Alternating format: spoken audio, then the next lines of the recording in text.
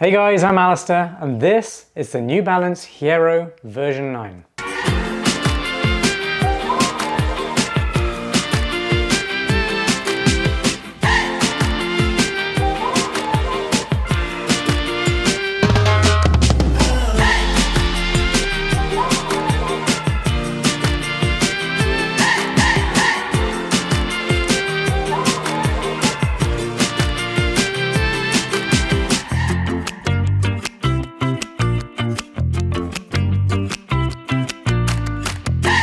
The Hierro 9 is a highly cushioned trail running shoe designed to really go the distance in comfort. It's got tons of protection and it's extremely durable too. Now, although it's got solid grip and plush cushioning, this one's really better suited to more mellow trails, or if you plan to be running a little bit slower, you're not too bothered about having a heavier shoe but more durable shoe, then this is really that shoe.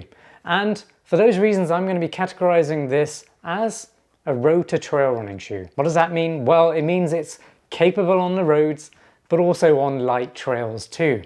Although it's very much more tailored to the trails, you can use it as a lifestyle shoe too. Yes, that means hiking on trails as well. Starting with the key specifications then.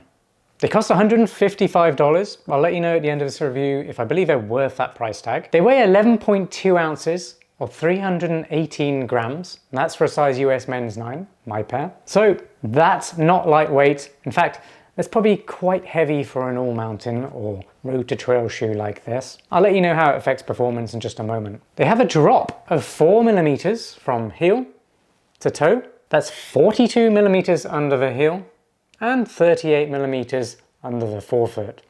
That's quite a high stack. In fact, it's a very high stack for a trail running shoe, which is another reason I wouldn't recommend this one on technical trails. The engineered mesh upper is really well built, it's very durable, it's got plenty of cushioning on the collars and the heel counter at the rear. The tongue is very soft as well. It's got reinforced overlays over around the toes, and that helps with durability. It helps reduce the likelihood that your toes are going to actually tear the upper over time. But also, if you do snag them on the trail, they're protected. We've also got some overlays at the rear around the heel counter too. And there's also a good amount of support in the heel cage area. The toe box is also semi-reinforced. So if you do hit a rock, you're pretty much protected. The midsole is using a dual density Fresh Foam X. And all that means is you've got a softer top layer for a nice soft cushion landing. But then the bottom layer is more responsive to give you a little bit more forward propulsion when you're running in the mountains. And when it comes to flex, there is a good amount of flex, but also there's a good amount of response or springiness or bounce back from this foam. So I really love that. It's not just a plush or soft foam. You do actually get something back from it when you're running. And then finally, the outsole has Vibram MegaGrip. Yes, best in class right now. You can't beat Vibram MegaGrip. So it's awesome to see New Balance is outfitting the Hierro with MegaGrip, and it provides fantastic traction in most conditions. When it comes to sizing and fit, the Hierro version 9 does fit true to size in length, but it's definitely got a snug fit, and it's quite snug in the toe box as well. So it's going to depend on your foot shape as to whether or not you want to go up a half size. For me personally, I've got average size feet and I just went with my usual sizing. It's snug, but it's not uncomfortable.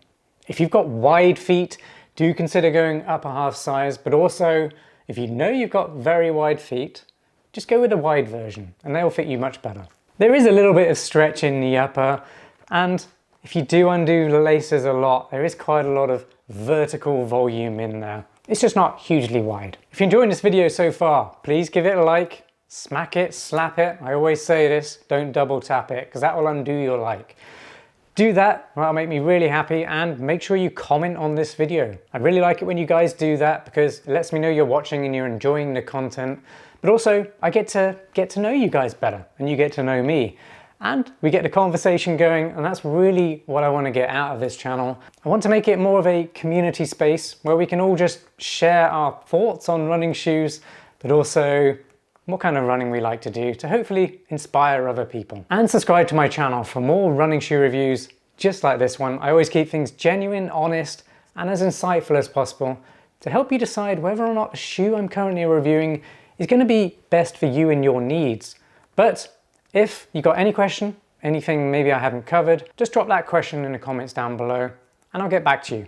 I reply to everyone. Congratulations, you made it to my performance review. The New Balance Hierro version 9 is definitely targeted at a specific type of runner. It's incredibly cushioned and it's kind of bomb-proof if you just want to go long distances on nothing too technical. It's a really fantastic ride, it's very comfortable, it's plenty of cushioning, so you do get lots of shock absorption if you are going to go long distances, and that's exactly what you need. And it's really perfect for gravel trails, fire roads, forest trails, and hard rocky terrain, but nothing too technical. I want to make that really clear here. This isn't the most nimble trail running shoe by any means. It's not a shoe you're going to want to just throw yourself over technical terrain or do steep climbs or do really fast downhill running in. You can do it. I mean, yes, you can do all that in any shoe really, but there are much better shoes for fast, ultralight running in the mountains. This isn't that. This is literally the shoe to go long distance, easy trails in total comfort. And although it's very soft underfoot, it's also pretty stable considering that stack height. And that actually surprised me quite a bit. It has a subtle rocker in there as well, and all that does is smooth out your transition from heel landing to toe takeoff. So if you are a slower runner, you're likely to be landing a little bit further back on the shoe, in which case you're going to activate that rocker and really get a nice smooth transition from this shoe. When it comes to traction with it as well, it's exceptional. I mean, it's Vibram MegaGrip. You can't get better than that right now. So you won't be worrying, oh, are these shoes good enough to hold me upright on any trail in pretty much any type of weather scenario? Yes. They will be perfect for that. And the lugs are very deep at 6mm, and they are chevron shape, meaning they will claw very nicely when you're going up a hill, and the chevron shapes reverse towards the heel of a shoe, meaning when you're running downhill and landing more towards your heel, you will actually get better traction there. So traction is fantastic, and it just gives you more control and confidence on the trails, knowing you got Vibram MegaGrip on your outsole. I also love the fact that it does have a toe bumper. So if you're getting tired towards the end of your long race or training run, it's very easy to stub a rock or root. We've all done it. We kind of say hello to someone who might be hiking on the trail, and pretty much always towards the end of a race, you take your eye off the ball, or the trail in this case, and you end up hitting something on the trail that you just didn't notice, which is usually a root or a rock. Having a toe bumper that's reinforced, semi-reinforced, it's much more reinforced on the tip than it is on the top, but having that just gives you a little bit extra protection. It means you're not going to smash your toes up. Now I do wish they were a little bit lighter. 11.2 ounces for a size US men's 9 is heavy for a road to trail shoe like this. In fact, it's even heavy for an all mountain trail running shoe, which is the most versatile type of trail running shoe. If you want to learn more about them or want to know my favorites right now, follow that link up there, that'll take you to my roundup. But being heavy does mean you are going to notice the shoes over longer distances sooner than you would a lighter shoe. But you've got a lot going on here, so I kind of want to let it off for that weight. It's got a lot of cushioning, a lot of protection, and it's very durable, so it's going to be heavier than the average shoe. So I will let it off there, but that kind of puts me in the headspace that this is actually going to be a much better shoe for slower paces, maybe heavier runners who aren't going to notice the extra weight of a shoe. Lightweight runners will definitely notice this being heavy.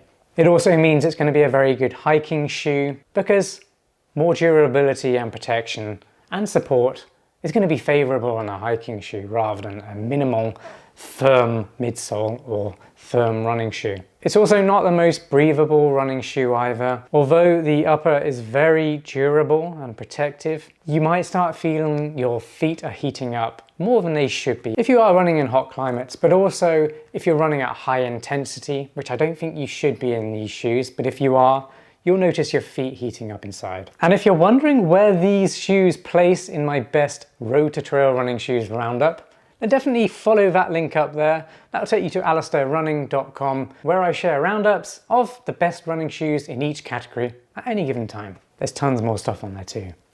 Check it out. Is the New Balance Hierro version 9 worth $155 then? Well, yes, I think for the right person, it definitely is. Maybe if you are looking for an all-round lifestyle shoe that's highly capable, you just want one shoe to go traveling with so that if you do want to go on a hike, then you've got a perfect shoe for it.